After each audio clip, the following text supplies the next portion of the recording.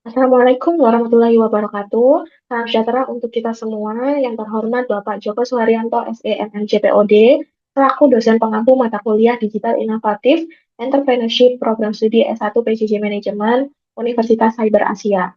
Perkenalkan kami dari kelas MJ503 dengan anggota Nadia Arifah Rahma, Salsa Grani Science, dan Ziza Dudeta.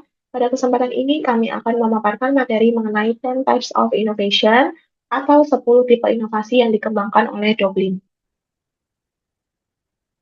Kerangka ini menjelaskan 10 jenis inovasi yang dikelompokkan ke dalam tiga kategori besar, yaitu configuration, offering, dan experience. Nah, model ini membantu perusahaan memahami bahwa inovasi tidak hanya berfokus pada produk, tetapi juga pada sistem operasional dan pengalaman pelanggan secara keseluruhan. Kategori pertama adalah configuration, yaitu inovasi yang berfokus pada bagaimana perusahaan diatur dan beroperasi dari dalam. Kategori ini mencakup empat tipe inovasi. Yang pertama ada profit model, yaitu inovasi dalam cara perusahaan menghasilkan keuntungan. Misalnya melalui mekanisme harga atau model pendapatan yang berbeda. Yang kedua ada network, yaitu penggunaan kolaborasi strategis dengan pihak eksternal untuk memperkuat kemampuan bisnis. Yang ketiga ada structure, yaitu inovasi pada pengelolaan aset internal dan organisasi agar lebih efektif, efisien, dan adaptif. Dan yang terakhir ada proses, yaitu peningkatan metode kerja atau sistem operasional untuk meningkatkan efisiensi dan kualitas. Nah, keempat tipe inovasi ini membantu perusahaan membangun fondasi internal yang kuat dan terstruktur untuk menunjang keberlanjutan usaha. Kategori berikutnya adalah offering atau penawaran. Nah, ini offering atau penawaran yaitu inovasi yang berkaitan dengan nilai inti yang diberikan kepada pelanggan. Untuk kategori ini mencakup dua tipe inovasi, yakni product performance, yaitu inovasi yang berfokus pada peningkatan kualitas, fitur, atau manfaat utama produk. Yang kedua ada produk sistem, yaitu inovasi yang menghubungkan beberapa produk menjadi satu ekosistem terpadu, sehingga memberikan nilai tambah yang lebih besar. Nah, offering ini menjadi dasar diferensiasi produk di pasar karena menjelaskan bagaimana produk dapat memberikan manfaat yang lebih relevan dan unggul bagi konsumen. Nah, kategori yang terakhir ada experience atau pengalaman, yaitu inovasi yang berfokus pada bagaimana pelanggan berinteraksi dan merasakan nilai dari produk maupun merek. Nah, kategori ini mencakup empat tipe inovasi. Yang pertama ada service, yaitu peningkatan layanan yang memberikan kenyamanan dan kepuasan pelanggan. Yang kedua ada channel, yaitu inovasi dalam cara produk dijual, dipromosikan, atau didistribusikan kepada pelanggan melalui berbagai saluran.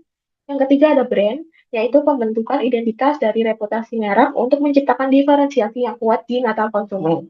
Dan yang terakhir ada customer engagement, yaitu strategi untuk membangun keterlibatan yang lebih emosional dan aktif antara perusahaan dan pelanggan.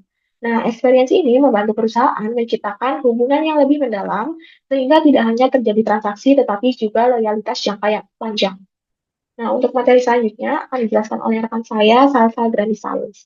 Kali ini, saya juga akan menjelaskan bagaimana Something yang berdiri dari tahun 2019 berhasil menjadi salah satu brand kecantikan terbesar lewat strategi digital, kemudian lewat kualitas produk dan inovasi bisnis yang terstruktur.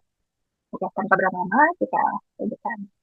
Nah, brand Something ini sendiri adalah brand skincare dan makeup lokal yang sangat berkembang pesat. Nah, pada waktu kurang dari 5 tahun, Something ini berhasil menyaingi brand-brand internasional melalui yang pertama digital marketing yang agresif, kemudian produk lokal yang berkualitas, dan tentang produk dengan value for money itu sendiri. Nah, keberhasilan ini tidak terjadi secara kebetulan, tapi karena inovasi terencana dalam 10 aspek utama bisnis. Nah, berikut yang akan kita bahas secara detail. Nah, analisis 10 Types of Innovation yang mana membahas mengenai inovasi yang dikembangkan oleh Doblin. Nah, ini terbagi menjadi tiga. Yang pertama adalah mengenai configuration, yang kedua mengenai offering, dan yang ketiga mengenai experience itu sendiri. Kita kelas satu-satu. Yang pertama mengenai configuration. Nah, untuk poin yang pertama, dalam analisis studi kasus samping sendiri, kelompok kami mengambil tentang profit model, yang mana profit model ini adalah cara yang dilakukan untuk menghasilkan keuntungan. Nah, samping ini menerapkan strategi value for money, yakni yang pertama adalah kualitas dari brand itu sendiri setara dengan brand Korea atau Jepang dengan harga yang terjangkau. Kemudian fokus penjualannya, yakni pada penjualan yang volume tinggi di marketplace. Kemudian ada program bundling juga, kemudian ketika ada payday sale, kemudian tanggal tenggat, flash sale, dan promo rutin lainnya untuk pembelian berulang. Nah, sebenarnya hal ini berdampak bagaimana sih begitu. Nah, dampak dari profit model ini adalah untuk mempercepat dominasi something itu sendiri di segmen entry hingga middle level. Kemudian yang kedua adalah mengenai network atau kemitraan strategis. Nah, kolaborasi dengan influencer seperti Tasya Farasha, kemudian Abel Cantika, dan untuk network yang lain, ini adalah kerjasama something dengan marketplace seperti Shopee, kemudian Tokopedia, dan TikTok Shop untuk beberapa kampanye besar. Nah, hal ini juga berdampak pada tingkat awareness yang lebih meningkat tentunya dari viralitas produk, kemudian untuk mempercepat penetrasi pasar itu sendiri. Dan untuk konfigurasi yang ketiga adalah mengenai structure atau pengelolaan organisasi dan aset itu sendiri. Nah, untuk pengelolaan organisasi atau aset itu sendiri memiliki something ini memiliki fasilitas manufaktur lokal untuk mengontrol kualitas dan biaya produksi dari produk skincare maupun makeup yang diproduksi oleh something. Kemudian untuk struktur tim digital marketing itu sudah terintegrasi dengan tim konten. Nah, ini dampaknya adalah ketika peluncuran produk itu lebih cepat dan mengikuti tren global dan itu ini akan menambah nilai dari perusahaan itu sendiri untuk memasarkan produknya. Dan yang keempat adalah mengenai proses. Nah, proses ini adalah sebenarnya internal inovatif. Karena apa? Karena uh, bagaimana cara something itu sendiri merespon pasar. Jadi ketika pasar butuh apa, secara cepat something bisa merilis produk baru dan sesuai dengan kebutuhan pasar itu sendiri. Nah, untuk fokusnya biasanya something ini pada produk yang clean formulation dan tentunya sedang tren di pasaran seperti ada beberapa ingredients yang sangat tren akhir-akhir ini seperti hyaluronic acid, kemudian retinol dan bakuchiol. Nah, ini dampaknya untuk apa? Dampaknya adalah something selalu menjadi brand pertama yang mengadopsi tren global di Indonesia. Kita lanjut ke yang kedua, yakni tadi sudah configuration, kemudian ini tentang offering. Nah, untuk offering ini, poin kelima adalah mengenai produk performance. Nah, untuk produk performance ini tidak jauh dari kualitas produk itu sendiri. Biasanya dari samping itu sendiri akan tentunya memiliki beberapa produk yang berbeda. Antara lain adalah niacinamide, kemudian retinol skincare, dan copy paste sunscreen-nya, copy paste fashion-nya. Ini juga salah satunya yang saya pakai saat ini. Kemudian untuk shade makeup yang inklusif, untuk seluruh tone kulit di Indonesia, mulai dari natural, warm, maupun yang cool. Nah, dampaknya apa? Dampaknya, something ini sendiri masuk dalam top 5 skincare lokal yang paling laris di sama. Kemudian yang keenam, untuk offering, adalah mengenai produk sistem atau ekosistem produk, yakni something itu biasanya membuat rangkaian produk yang sangat lengkap, yang biasanya dari skincare, kemudian mengeluarkan sunscreen juga, foundation, dan yang terakhir makeup remover. Nah, ini sangat komplit untuk kaum wanita. Jadi sekali beli produk, uh, kita bisa memilih kira-kira apa yang cocok untuk kita dan kita bisa beli rangkaian produk dari skincare sampai dengan makeup remover itu tadi. Kemudian samping juga memberikan paket-paket lengkap seperti brightening series, kemudian acne warrior dan lain sebagainya. Nah, ini berdampak untuk apa? Ini berdampak untuk mendorong konsumen membeli lebih banyak atau lebih dari satu produk dalam satu rangkaian perawatan. Nah, kerennya samping adalah di sini. Karena dia bisa mengelaborasikan apa yang dibutuhkan oleh pasar dengan menciptakan inovasi-inovasi yang baru.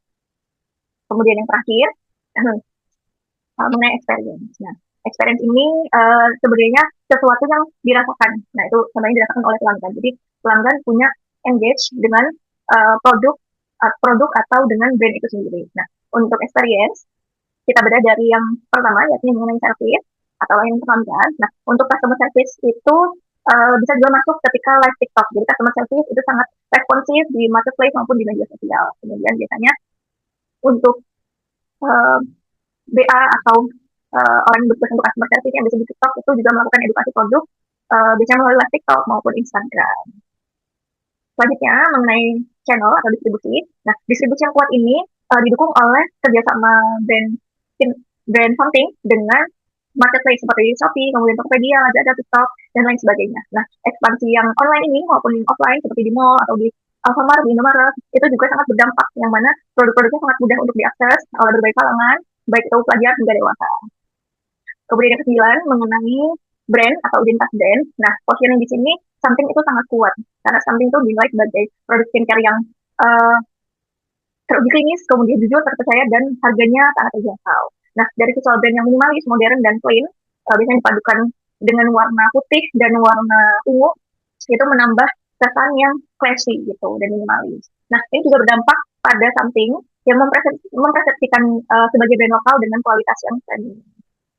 Kemudian yang terakhir, yakni mengenai customer engage atau interaksi dengan pelanggan. Nah, Ini juga didapat dari konten edukasi baik di TikTok maupun di Instagram. Kemudian biasanya konten edukasi itu berkaitan dengan ingredients maupun spotlight dan tutorial. Gitu. Biasanya ada tutorial make up begitu. Terus tanya jawab skincare itu juga menambah customer engage dari samping itu sendiri. Kemudian uji konsumen juga sangat masif sepertinya kalau di brand samping itu sendiri. Nah, ini berdampak untuk apa? Dampak ini menciptakan interaksi dua arah yang mana meningkatkan kepercayaan konsumen terhadap brand samping itu sendiri. Nah, dari analisis 10 types of innovation dapat disimpulkan bahwa keberhasilan samping ini tidak hanya pada kualitas produknya, tetapi karena inovasi yang dilakukan secara menyeluruh, mulai dari model profit, kemudian proses produksi, strategi digital, hingga tentang customer experience. Nah, samping di sini menunjukkan bahwa inovasi digital yang konsisten itu dapat membuat brand lokal mampu bersaing dengan brand global dalam waktu singkat. Terbukti dari 2019 sampai dengan 2025. Samping tetap berada di top atas untuk produk skincare lokal yang ada di Indonesia. Demikian pemaparan dari saya mengenai inovasi samping berdasarkan framework Center of Innovation. Terima kasih. Untuk penjelasan selanjutnya akan dijelaskan oleh teman saya. Selanjutnya kita akan membahas terkait dengan usulan inovasi. Apa tujuan dari adanya usulan inovasi? Tujuan diberikan usulan inovasi adalah untuk membantu perusahaan meningkatkan keunggulan kompetitif di pasar. Inovasi juga diperlukan untuk menutup kekurangan dari tipe inovasi yang belum diterapkan. Selain itu, usulan ini juga mendorong pertumbuhan bisnis yang berkelanjutan. Inovasi turut meningkatkan efisiensi internal serta kualitas produk maupun layanan. Pada akhirnya, inovasi bertujuan memperkuat kepuasan dan loyalitas pelanggan. Yang pertama itu configuration, terdapat 4 bagian yaitu profit model, network, structure, dan proses. Pada bagian profit model, usulan inovasi yaitu dengan memberikan free premium skincare trial dalam bentuk finish size dengan secara gratis dengan hanya membayar ongkir. Kemudian pelanggan membayar paket bulanan dengan diskon khusus misalnya Samtic Glow Plan. Selanjutnya pada bagian network, kita memberikan usulan inovasi yaitu dengan berkolaborasi dengan Fakultas Dermatologi Universitas untuk uji klinis dengan seperti ke Universitas Indonesia atau ITB. Kemudian dapat bekerja sama dengan startup daur ulang atau ekosistem dan bekerja sama dengan klinik kecantikan lokal. Kemudian pada bagian structure, usulan inovasinya yaitu AI driven Consumer Insight Unit dengan untuk mendapatkan hasil yang tepat sasaran. Kemudian in-house skin lab mini untuk tempat riset bahan aktif lokal dan mengurangi ketergantungan impor. Kemudian pada bagian proses, usulan inovasinya yaitu membuat sistem AI untuk memprediksi kombinasi formula terbaik, menciptakan niche market yang jarang digarap kompetitor besar, serta penggunaan energi rendah dalam produksi. Kemudian yang kedua, bagian offering, terdapat 2 poin yaitu product performance dan product system.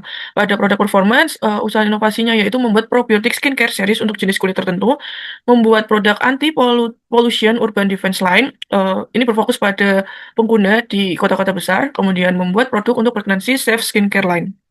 Pada poin produk system, untuk usaha inovasinya yaitu membuat personalized routine builder kit yang disertai dengan QR code untuk melihat panduan penggunaannya. Kemudian menyediakan produk elektronik kecil untuk mendeteksi kesehatan kulit seperti LED mini marks. Kemudian memetakan dan menghubungkan semua produk Samtik dalam satu ekosistem. Kemudian pada bagian experience terdapat 4 poin. Yang pertama service, channel, brand, dan customer engagement. Pada bagian service untuk usulan inovasinya yaitu menggunakan foto wajah untuk mendiagnosis tipe kulit dan merekomendasikan produk yang cocok. Selain itu, kita dapat membuat online dermatologist consultation, sehingga konsultasi dapat dilakukan di mana saja. Kemudian pada poin channel, untuk usulan inovasinya yaitu dengan membuat smart vending machine di tempat umum untuk produk travel size, yang tujuannya yaitu untuk para Gen Z dan pekerja muda. Selain itu, kita dapat mengadakan skin lab experience secara gratis. Pada poin brand, untuk usulan inovasinya yaitu rebranding ke arah science sport, locally research dan tropical skin specialist seperti disesuaikan dengan kondisi di Indonesia. Kemudian sustainability claim terhadap bahan-bahan yang digunakan serta mengadakan kemitraan sosial. Yang terakhir yaitu poin customer engagement. Untuk usulan inovasinya kita dapat membuat gamified mobile app seperti melakukan misi, kemudian achieve badge dan lain-lain, kemudian membuat virtual brand ambassador program dengan sistem poin. Kesimpulannya yaitu usulan-usulan inovasi tersebut dapat meningkatkan yang pertama keunggulan kompetitif berbasis teknologi seperti AI, data analytic, personalization. Kemudian yang kedua penguatan ekosistem produk.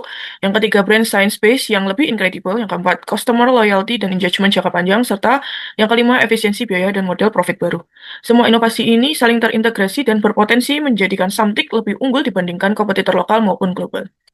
Demikian yang dapat kami sampaikan. Kurang lebihnya mohon maaf. Wassalamualaikum warahmatullahi wabarakatuh.